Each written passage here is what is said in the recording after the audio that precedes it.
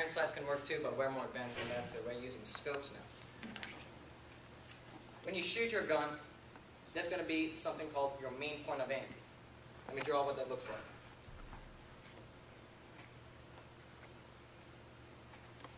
Those X marks mark where your shots are being placed, even though you're aiming at the dot in the center. So the small dot up here is your main point of aim. Now what you want to do is make that dot coincide with the dot in the middle of the target. Once that happens, you've zeroed the rifle.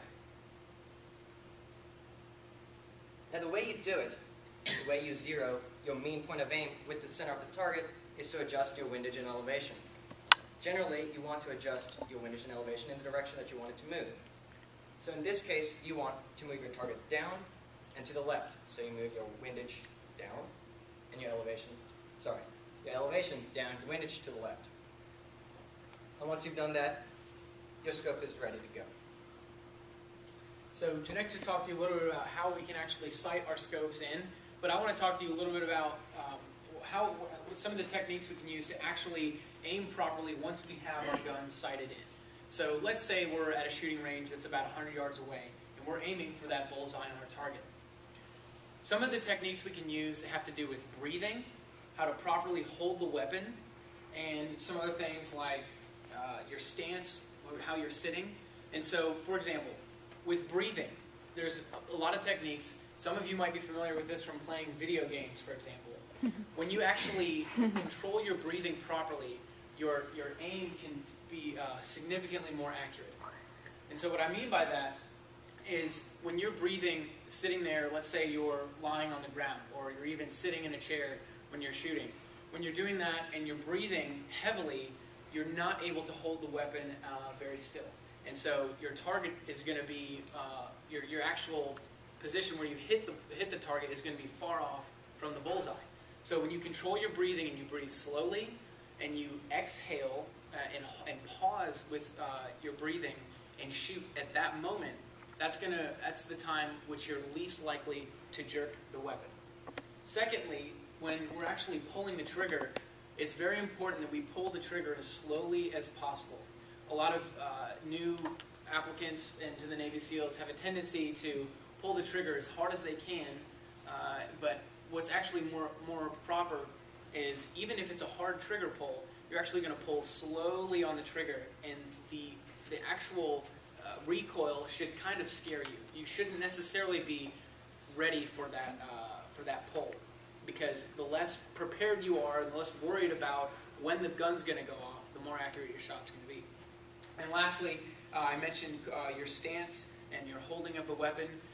You always want to be concerned with where it's positioned on your shoulder and kind of on your chest, and also where your cheekbone is when you're aiming through the scope. And so we'll get into that at another session. But Janek's now going to talk to you guys a little bit about what a spotter does. Right. My specialty is in spotting, which is to give information to the sniper so he can take his shot properly and effectively. Now, the job of the spotter is to relay ballistics information to the sniper. That's windage, elevation, distance, humidity, and a number of other factors. Now, elevation and distance are exactly what they seem. Windage, though, is not necessarily just left or right, but also it's the actual wind moving across the bullet's trajectory. The sniper then has to account for that with the spotter's results.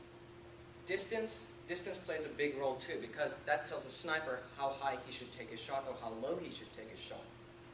Now, another thing is, over very long distances, the spotter has to make a number of decisions on how to adjust for that distance.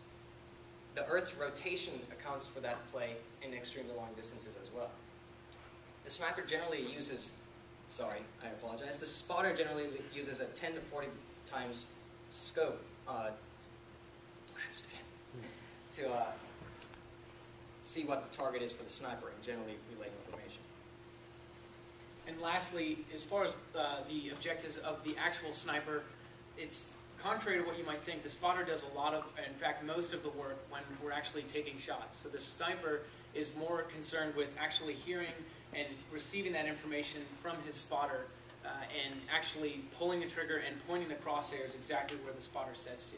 So the sniper is very rarely looking to actually calculate and make some of those measurements that are so key to actually being on target.